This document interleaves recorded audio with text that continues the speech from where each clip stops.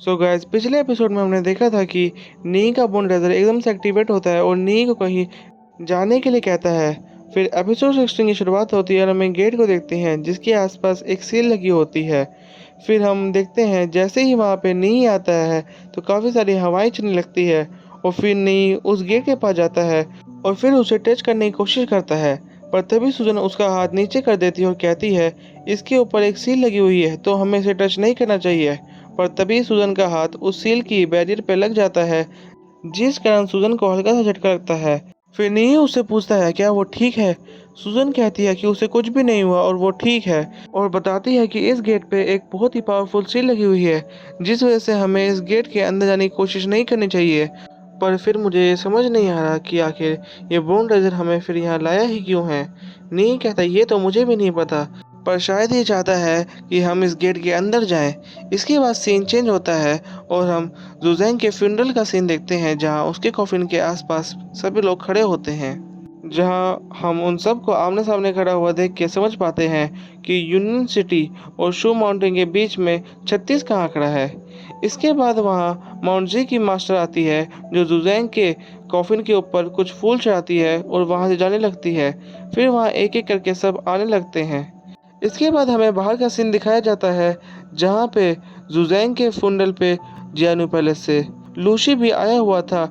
इसके बाद हम वहाँ खड़े पोप को देखते हैं जो अपने सर्वेंट को ऑर्डर देता है कि बाकी सारे सर्वेंट को यहीं फ्यूनरल पे छोड़ के तुम मेरे साथ चलो। इसके बाद वो सर्वेंट ऐसा ही करती है और पोप के साथ जाने लगती है। हम फिर पोप को वहीं माउंटेन के पास वाले जंगल में देखते हैं। फिर सर्वेंट पूछती है कि पोप आखिर हम यहाँ क्यों आए हैं। पोप बताता है बस हम ऐसे ही आए हैं क्योंकि मेरा मन कर रहा था। सर्वेंट कहती है आप ऐसा नहीं कर सकते, ये तो पोप के रूल्स के अगेंस्ट है। पोप कहता है तो फिर तुम चलते चलते मुझे पोप के सारे रूल के बारे में बता दो। फिर हम थोड़ी देर बाद उसी सर्वेंट को देखते हैं जो पोप को कहती है कि मैं चाहती हूँ कि आप थोड़ी देर यहीं रुक जाएं ताकि मैं जायू को आपकी सुरक्षा के लिए यहाँ पे बुला सकूं। और फिर वो सर्वेंट वहाँ से चली जाती है। हम देखते हैं सर्वेंट के कहने के बावजूद भी पोप दूसरे सर्वेंट के साथ आगे चलने लगता है। चलते चलते वो माउंटेन के उस हिस्से में पहुंच जाता है जहां किसी का भी जाना मना था। वैसे गाइज, पोप के फ्यूनरल से यहाँ पे आने तक उसकी सर्वेंट से काफ़ी सारी बात हुई थी, पर मैंने उसे वीडियो में इसलिए इंक्लूड नहीं किया क्योंकि वो किसी काम के नहीं थे। फिर हम उसी सीन पे आते हैं जहाँ पे सर्वेंट उसे वापस चलने के लिए कह रही थी क्योंकि माउंटेन के इस एरिया पे किसी का भी आना मना था, पर पोप फिर भी नहीं मानता। कि तभी वहाँ पे एक रेड एनर्जी की बॉल आती है और सर्वेंट को हिट करती है जिस वजह से सर्वेंट वहीं पे बेहोश हो जाती है। इसके बाद वहाँ पे एक डीमन अपीयर होता है जो अपने हाथ में एक सील आर्टिफैक्ट निकालता है जिससे वो आसपास के एरिया को सील कर देता है ताकि पोप की आवाज़ किसी के पास भी ना जाए। और फिर कहता है पोप अब तुम मरने के लिए तैयार हो जाओ क्योंकि तुम्हारा अब आखिरी वक्त आ चुका है। पोप भी अपने बचाव के लिए वहाँ पे एक अम्ब्रेला उठा लेता है।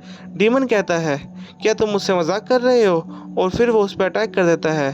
डीमन फिर पोप को कहता है कि एक पोप होने के कारण तुमने अपनी कल्टीवेशन की प्रैक्टिस काफ़ी टाइम पहले ही बंद कर दी होगी जिस वजह से तुम बहुत ही कमज़ोर हो, इसलिए तुम्हें मारना बहुत ही आसान है।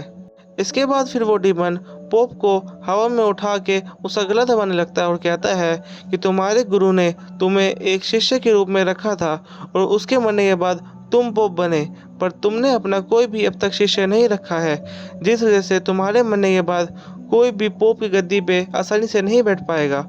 और फिर ये कह के वो पोप का गला दबाने लगता है कि तभी वहाँ पे एक तलवार आती है और उसे हिट करती है। हमें पता चलता है कि वो नी की तलवार है जो पोप को यहाँ बचाने आया था।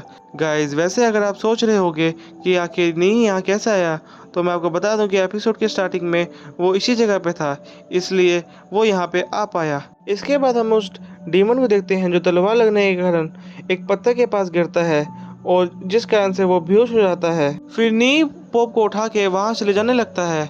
फिर तभी वहाँ पे सुजन आती है और उस तलवार को उस डीमन से निकाल के नी के पास जाने लगती है। तभी वहाँ पे वो डीमन भी होश में आ जाता है और उनके पीछे जाने लगता है।